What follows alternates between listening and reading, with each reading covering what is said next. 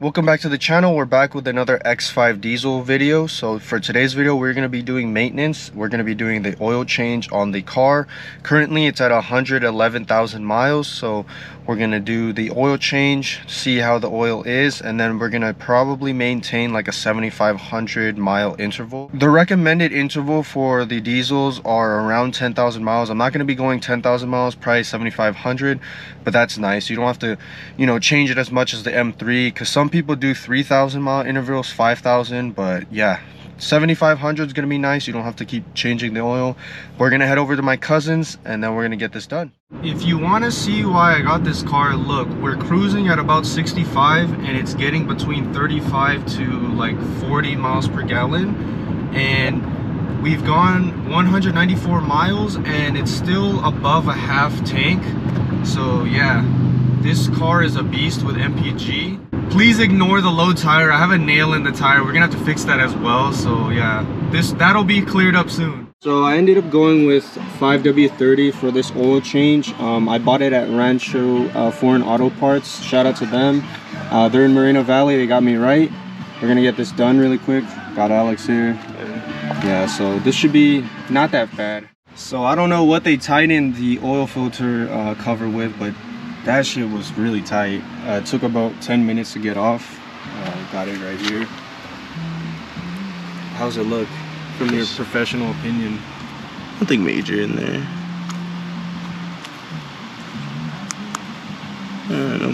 No particles, just dirt. It is hot. It is hot. Yeah, it's a hot day, and also I just got here, so. Yeah, so we just drained out the oil pan. Now we're adding the oil back in. It takes about 6.9 liters, and we bought, I think, basically that amount. Yeah.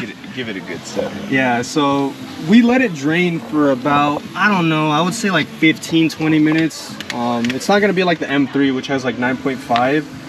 So drain the oil coolers. Yeah, because that's about 30 minutes minimum. And then you gotta drain the oil coolers on that car too. Yeah, but for this one, quick little 30-minute job. Got a little spillage, but it's okay.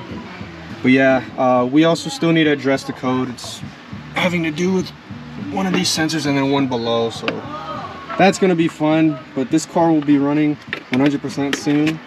We also just patched the tire. Shout out to Alex, because there was a huge nail in there, and yeah, now it's good. The master. Dude, I always fuck up the small ones, but the big ones, tried and true, can't go wrong. This is what he does. This is his specialty. He's working on some injector job over here. How many BMWs are up front? Dude, the one outside right there is getting turbos and manuals off the blue one. Oh really? What model is it? It's debadged. I can't 335. 335. Oh, it's a female driven, female owned car. It's an E90 sedan as well. You know how I feel about the E90s. Yeah. So that's gonna get turbo. That's pretty sick. She's getting upgraded turbos and a 6-speed on a twin disc. Ooh. She balled out. Oh man. Yeah, she balled out. All right, so that concludes the oil change. It's pretty quick. Just got the filter from here, pop the oil cap, drain it for about 15-20 minutes, and then just proceed to add the new oil from here. Obviously new filter in there, and then you're done. It should take, as long as the oil filter is not tightened by like Thanos or something, it should take about, I don't know, 20 minutes or 30 max. So yeah. So what's the reset protocol? Let's get this close. So one, you need your gas gauge to be showing. So it shows your gas gauge fully working. Then once we go through there, tire low, stop carefully. Okay, that's not it. That was from the nail, which we fixed. So we need it to be in that clear setting right there, that clear mode. So there's nothing. Oh. So you see how there's 417. Yeah. So there's a map with nothing there. Oh yeah, and then yeah. You press and hold this over here. Okay. You'll trip your mileage. Your mileage will come back to you. Then this is your option. So you go through here, and you're able to just click. Okay, there he is. So this is the one we want reset. Double click on that one. And you gotta hold while that little thing goes. So 8,000 interval. Ooh, 10,000. Yeah. What do you think we should do from like now on, I guess? I always just do filter changes. Oh. I just swap filters all the time. Okay. Yeah, so like every 3,000 miles, swap a filter, you'll be okay. Okay. And the filter just helps you keep up to date with what's going on in the motor. If anything, there's material, if there's any breakdown, if the filter's collapsing, you know, and it'll help you determine what your oil quality is at. You know, you'll be able to get it to drip out, and you could see how much water contamination there is, or ethanol contamination, depending on the car. So sulfur, diesel cars, you're looking for water in the oil. This is the expert right here, guys. All good now. Get your tire filled up, get you set back up. Yeah. Because I was getting the chime for the oil filter, or not oil filter. I was getting the chime for the low TPMS. So, oh, okay, yeah. Yeah, we're gonna fix that. So let it idle, check for any leaks. That's pretty much the end of an oil change. You just want to make sure everything's working up to speed, and then we're just gonna fill up the tire a bit because it was pretty flat. Alright, checking on the code again about a week later. Hopefully it's the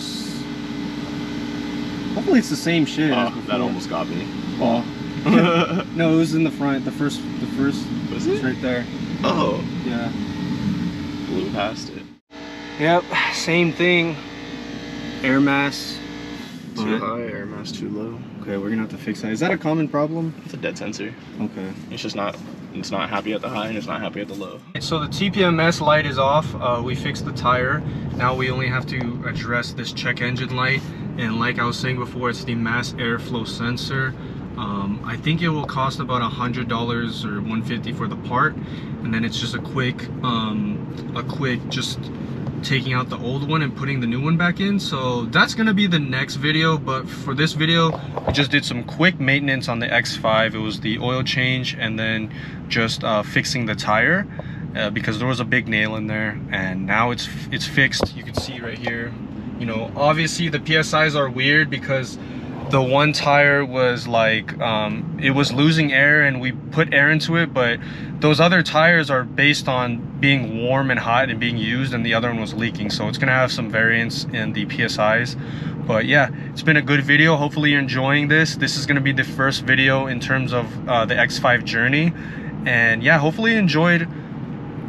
Also, I see that a lot of people enjoyed the reveal video. I'm very appreciative of that. I'm very excited to try out an X5 diesel, and yeah, let me know what you thought about this video in the comments below, and I'll see you in the next one.